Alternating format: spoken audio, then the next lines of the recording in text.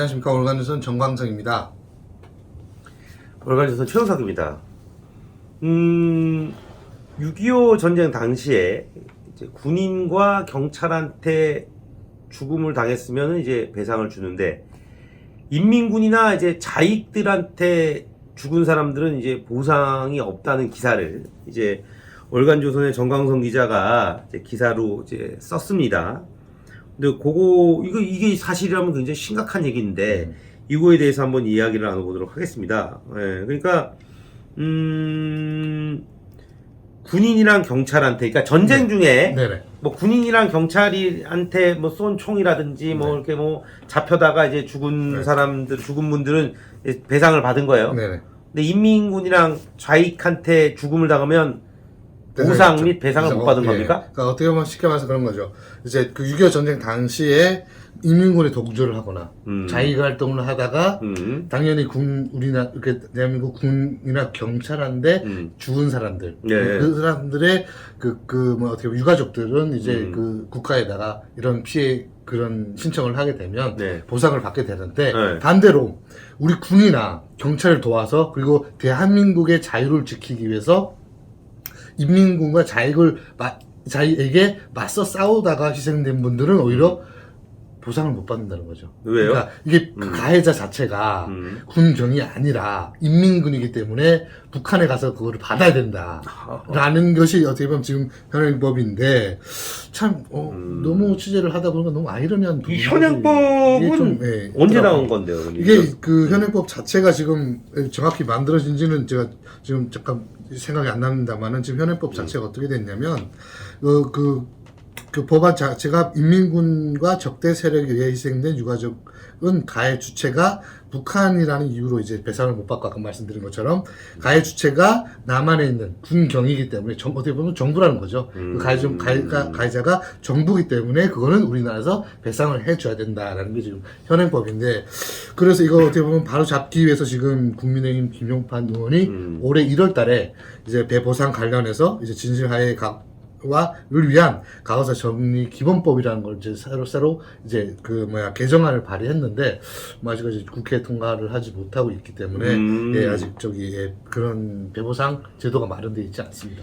이게 진실 화해를 위한 과거사 정리 기본법이 있는데, 그걸 이제 개정했다는 거잖아요. 네네. 그러면 제가 이제 이 법안의 이름 보니까 진실 화해를 위한 과거사 정리 기본법 딱 보니까 이 진실 화해를 위한 이 과거사에 대한 이야기를 가장 많이 한 대통령이 누굽니까?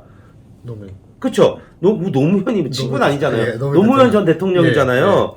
그러면은 저는 개인적으로 이 법이 노무현 정부 때 생겼을 거라고 저는 생각이 돼요. 뭐 저도 확신을 못 하겠지만. 그렇죠? 그러면 이 기사를 만약에 이제 이 기사를 쓰지 않았습니까? 그러면은 이 노무현 정부에서는 왜 그러니까 이 법이 처음 만들어졌을 때 왜 이런 내용이 안 들어가 있었던 겁니까? 일단 이게 지금 진실화해위원회 과거사 정리사가 지금 2기가 지금 활동 중에 있는데 1기가 2005년도에 만들어져서 활동을 그럼 했었습니다. 노무현 정부 때가 맞네요. 네, 맞습니다. 그래서 근데 이거를 하면서 어떻게 보면 아까 그대로입니다. 이거 있는 그대로, 그러니까 그 가해자가 국가기 때문에, 그러니까 이게 처음에, 그러니까 제 말은 뭐냐면 이거를 이 좌파들 입장에서 봤을 때는 이게 주체가 북한이니까 북한에서 받아라라고 얘기할 수 있지만, 지금 우리 정광성 기자도 이거를 문제 제기를 했잖아요. 그러면은 우파나 자유민주주의 이 체제를 수호하는 쪽에서는 말이 안 된다고 얘기를 해야 되는 게 정상인데, 그럼 거기서는 그런 논의가 없었다는 건 거 아니에요, 그죠? 그래서 지금 활동하고 계신 분들도 좀 아쉬워하는 부분은 왜 그때 같이 얘기를 못했을까? 그때 왜 아무 얘기도 못했을까? 그 이명박 박근혜 정권 때는 왜 얘기를 못한 겁니까? 그때는 활동 안 했죠. 그러니까 1기 때 노무현 정부 때 활동을 하면서, 노무현 정부 때 1기가 있고 문재인 정부 때 2기가 생겼군요. 근데 이것도 솔직히 6.25 전쟁을 위해서 진실화해 과거사위원회가 아니라, 예를 들어서 5.18이나 노분리 사건이나 이런 거를 이제 그를 과거사를 하려고 한다라는 이유에서 친일파 그렇죠. 그랬잖아요. 그거에서 이제 시작된 건데, 이제 어떻게 보면 지금 6.25 전쟁까지 어떻게 보면 한 거죠. 그러면 근데 이제 보니까 취재 과정에 안타까운 사연들도 네. 듣고 하셨다면서요. 그렇죠. 근데 제일 안타까웠던 게 일가족 36명이 몰살당한 그 어떻게 보면 그 지역의 자익들에 의해서 몰살당한 사연인데 신청인 김동재 씨의 가족 얘기더라고요. 그 6.25 전쟁 신청인이요? 예, 그러니까 이 사람이 생존했기 때문에 우리 가족이 36명이 몰살당했다라고 이제 신청을 하는 거죠. 이거를 좀 과거사를 제대로 해서 보상을 해달라라고 해서 신청하는 게 이제 그 가족 중에 한 명 김동재 씨라고 이제 있는데 이 사람이 자기 가족이 36명이 그 일가족이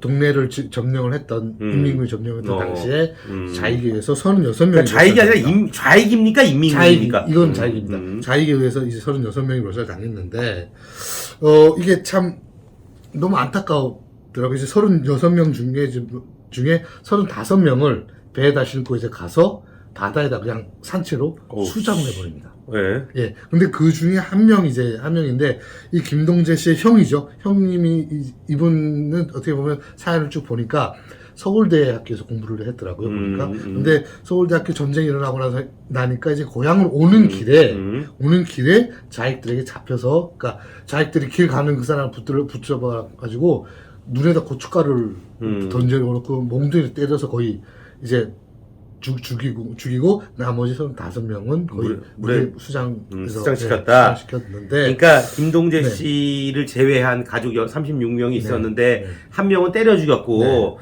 나머지 35명은 물에 던져서 수장시켰다. 이거죠. 좌익이. 그렇죠. 근데 그 중에서도 이제 아이들이 좀 많은 그래요? 근데 그 아이들을 어떻게 했냐면 얘들을 막 다 한꺼번에 하기 위해서 가마니에다 애들을 막 집어넣어가지고 가마니에 넣고 이제 통째로 가마니를 바다에다 던졌는데 저도 읽어보면서 보니까 어떻게 보면 저도 최근에 아이가 생겨가지고 이제 아이 키우는 입장에서 보면 아이들도 이때 장난치는 줄 알고 막 웃으면서 막 이렇게 그 가마니 안에서 막 웃으면서 이렇게 끌려갔던 그런 당시의 모습을 생생하게 이제 그걸 목격한 사람들의 증언도 이제 신청 목록이 있더라고요. 그래서 이러면서 참 이게 참 이렇게까지 해야 되나 이렇게 싶을 정도. 아니 근데 그 어린애들은 몇 살이었습니까? 그때 다양했습니다. 이제 10살짜리도 있고 8살짜리도 있고 2살짜리도 있었고 그래서 또 좀 마음이 아팠던. 몇 명 정도 됐습니까? 그때 아이들만 8명 정도. 그래서 근데 이 김동재 씨죠. 네네. 김동재 씨 가족이 그러니까 좌익들도 지네가 죽이는 이유는 있었을 거 아니에요. 그러니까 어떻게 보면 그 김동재 씨의 가족 같은 경우에는 그 뭐 자기들한테 협조를 안 했다. 그러니까 그 뭔가를 그러니까 자기들이 인민군들이 내려와서 뭔가를 협조를 해서 해야 되는데 그 협조를 안 하고 그 뭔가를 좀 그 자기들의 말 안 듣고 있다 보니까 이제 그렇게 한 거고 그리고 또 이 가족 중에 한 명이 경찰이었습니다. 경찰 그리고 또 경찰 가족이라는 이유. 그래요? 이게 김동재 씨의 가족 중에 한 명이 경찰이어서. 경찰이어서 이제 그걸 한 건데 이뿐만 아니라 경찰 중에 그러니까 가족 중에 하나 사촌 형이라던가 누구 하나 이제 경찰이었고 그 중에 또 누구 하나 이제 뭐 군인이거나 이랬다는 이유 하나만으로 이제 온 가족을 몰살시키는 그런 형태들이 많이 보였더라고 그러니까 자익들이 잔인해요. 네. 정말 이거 보면서 이게 과연 사람일까라는 근데 그것도 솔직히 웃기는 게 뭐냐면 그 자익 자체가 한동네 사람입니다.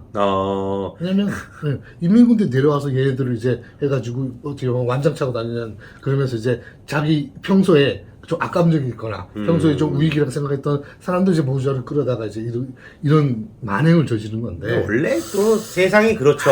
참 이제 가깝다고 생각하지만 또 이렇게 뭐 이런 일이 목숨이 걸린 일이 생기면 참 그래요. 보니까 한 마을에서만 86명을 죽인 사건도 있다고 지금. 이게 이거 같은 경우는 이제 전라도 이제 목포 이제 복길 마을 사건이라고 이제 신청이 들어와 있는데 복길 마을 자체가 어떻게 보면 그 좀 기독교 성향이 좀 강했다고 하더라고요. 그래서 교회를 믿는 사람들이 좀 많았고, 근데 그 당시에 이제 인민군들이 이제 여기서 점령을 하면서 뭔가 좀 세뇌시키고 뭔가를 하려고 했었나 봐요. 그래서 좀 불러다가 교육도 시키고 막 그 마을 이제 회관 같은데 뭐 불러다가 이제 북한 사상을 교육시키고 했는데 잘 뭔가 안 됐었나 봐요. 그래서 이제 마지막에 이제 어떻게 보면 마지막이라고 하는 좀 그렇지만 이 인민군들이 그거 계속 하다가 후퇴하면서 안 되겠다.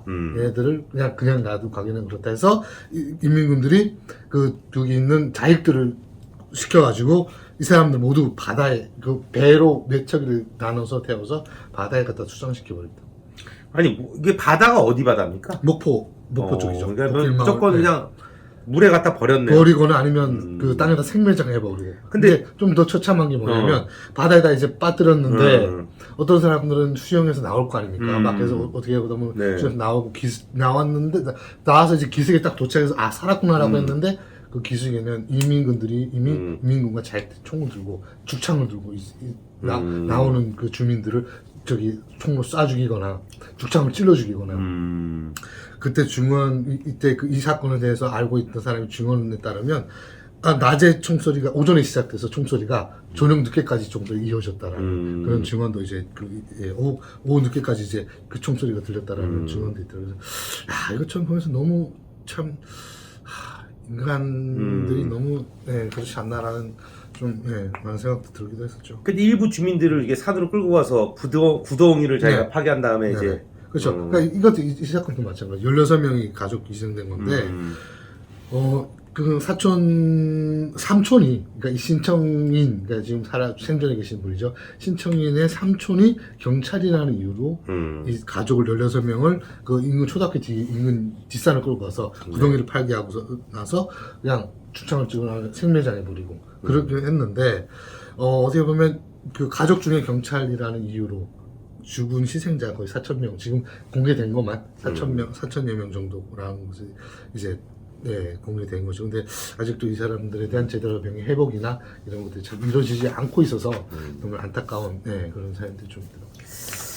좌익이나 인민군한테 가족이 죽임을 당했는데 대한민국에 살면서 보상을 못 받는다도 뭐 안타까운 것 같은데 이제 뭐 제 개인적으로는 이제 공정과 상식을 말씀하시는 정부가 들어왔고 대통령이 이제 아직 임기가 1년도 안 했어요. 안 됐어요. 그러니까 이제 좀 이런 문제가 많이 개선될 거라고 봅니다만 우리가 잊지 말아야 되는 건 이런 법을 만든 노무현 정부와 문재인 정부를 잊지 말아야 됩니다. 우리는. 그렇죠. 뭐 저는 왜냐면 어떻게 보면 형평성을 그렇게 공정성을 되게 강조하는 분들인데 정말 이렇게 이런 사건 하나 놓고 봤을 때도 형평성과 공정성이 전혀 맞지 않은. 그러니까요. 게 있으니까. 아니면은 뭐 자기네들이 북한에다가 돈을 그 보상금을 받아다가 좀 전달을 하던지요. 그죠? 자기네들은 북한이랑 친하다는 거 아닙니까? 예. 참 너무 안타까운 사연이었던 것 같습니다. 네, 하여튼 뭐 이번 시간 여기서 마치도록 하겠습니다. 예, 감사합니다. 고맙습니다.